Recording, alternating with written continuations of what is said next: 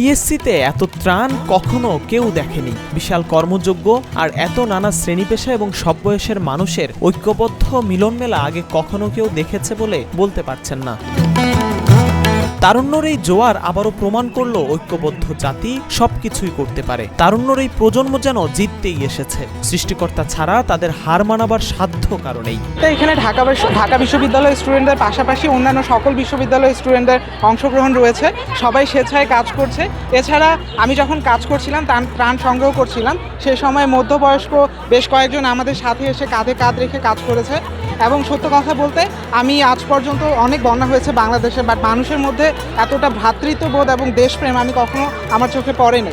যার যতটুকু সামর্থ্য আছে তা নিয়েই রিকশায় করে, পায়ে হেঁটে, প্রাইভেট কার, ট্রাক কিংবা ঠেলাগাড়িতে ত্রাণ নিয়ে হাজির হচ্ছেন টিএসসিতে। কেউ বা আবার নিজের জমানো সর্বশেষ সম্বলটাও তুলে দিচ্ছেন শিক্ষার্থীদের হাতে। দেশের মানুষের পাশে দাঁড়াতে এমন ঐক্যবদ্ধ বাংলাদেশ সর্বশেষ কবে দেখেছেন? এমন প্রশ্নের উত্তর হয়তো অনেকেরই অজানা। এই যে বাংলাদেশ, এই 24-এর দেশ, নতুন যে একটা সংবদ্ধ হয়েছে মানুষ, এরকম খুব একটা মনে হয় না অন্য কোনো মানুষ কোনো এই দেশের বাংলাদেশের জীবনে দেখেছে। কাগজের কার্টুনে কিংবা ব্যাগে মুড়িয়ে যার যার মতো করে নিয়ে আসা শুকনো খাবার, খেজুর, ওষুধ, স্যানিটারি ন্যাপকিন, খাবার পানি কিংবা পোশাক সহ প্রয়োজনীয় সামগ্রী নামানো হচ্ছে। প্রবেশপথের পাশেই বসানো হয়েছে গণত্রাণ সংগ্রহের বুথ।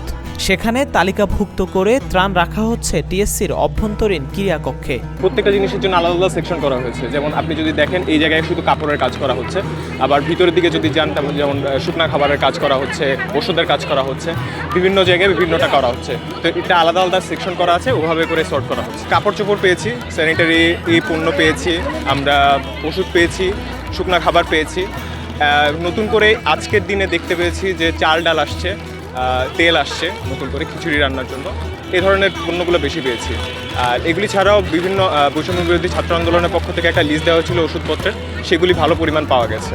এরপর হাত পরিবর্তন করে তরুণ তরুণীদের অক্লান্ত পরিশ্রমে এসব মালামাল সেখানে প্যাকেজিং করে সাজিয়ে রাখা হচ্ছে টিএসসি ক্যাফেটেরিয়ায়। সেখান থেকেই একের পর এক কাভার্ড ভ্যানে করে পৌঁছে যাচ্ছে বন্যা কবলিত এলাকায়। রিসিভটা হচ্ছে মূলত ভলেন্টিয়াররা করছে বাইরে, সেটা হচ্ছে টিএসসির বাইরে। সেটা টিএসসির বাইরে গেট থেকে যা দিয়ে যাচ্ছে ওখানেই ভলেন্টিয়াররা ডিরেক্ট রিসিভ করে ভিতরে পৌঁছায় দিচ্ছে। এটাই পৌঁছাচ্ছে, মানে হাতে হাতে ইয়াতে পাসিং করে করে জিনিসটা পৌঁছায় দেওয়া হচ্ছে ভিতরে। আর যদি ভারী মাল হয় তাহলে ভলেন্টিয়ার নিজে নিয়ে আসছে ভিতরে। আর প্যাকেজিংয়ের ক্ষেত্রে আমরা হচ্ছে সর্টিং করার পরে হচ্ছে একটা বস্তায় একসাথে করে ওটাকে প্যাকেজ করে ফেলছি। বন্যার্তদের পাশে দাঁড়াতে নিজের পোশাক নিয়ে বাবা মায়ের সঙ্গে ঢাকা বিশ্ববিদ্যালয়ে এসেছে ছোট্ট শিশুটিও। কর্পোরেট পেশাজীবী থেকে শুরু করে দিনমজুর, রিক্সা চালক সহ নানা বয়স, শ্রেণী পেশার মানুষও আসছেন জোয়ারের মতো। আমি এখানে এসেছি আমার কাপড়গুলো ওগুলো যদি বন্যার মধ্যে যারা এখন আটকান হয়েছেন তাদের যাতে আমি একটু দান করতে পারি। ক্ষণে ক্ষণে টিএসসি এলাকায় মাইকে ঘোষণা দেওয়া হচ্ছে চলাচলের রাস্তায় ভিড় করবেন না, শৃঙ্খলা বজায় রাখুন। নিতে নয়, ভিড় করে মানুষকে দিতে আসছেন তারা। ভাবা যায় এমন দৃশ্য এদেশে সত্যি এতদিন ছিল স্বপ্নের মতো। দেশের বিভিন্ন অঞ্চলে বন্যা পরিস্থিতি ও ঘরবন্দি মানুষের সহায়তায় এগিয়ে আসতে গত বুধবার গণত্রাণ কর্মসূচি ঘোষণা করে বৈষম্য বিরোধী ছাত্র আন্দোলন। তাদের এই কর্মসূচির সাড়া এতটাই ব্যাপক হয়েছে যে খালি চোখে মনে হচ্ছে 70 লাখ মানুষের পাশে দাঁড়িয়ে গেছেন 18 কোটি মানুষ।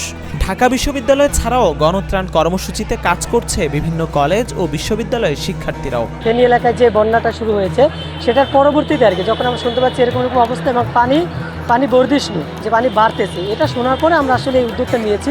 আর এটা মূলত নিয়েছে কারা? এই ঢাকা বিশ্ববিদ্যালয় বলেন, আরও আশপাশে যারা আছে তারা সকলে মিলে এই উদ্যোগটা নিয়েছে। এবং আমরা যারা আছি আমরা স্বতঃস্ফূর্তভাবে এরকম যে একটা পরিস্থিতির মোকাবিলা করার জন্য আমরা স্বতঃস্ফূর্তভাবে এখানে যোগদান করেছি।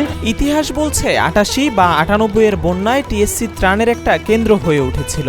এবার তার বিশালতা দেখতে পাচ্ছে মানুষ। কদিন আগেই দেশ রক্ষার আন্দোলনে ঐক্যবদ্ধ হয়েছে ছাত্র জনতা। এরপর সংস্কার কাজে ফের দল বেঁধেছে তারুণ্য।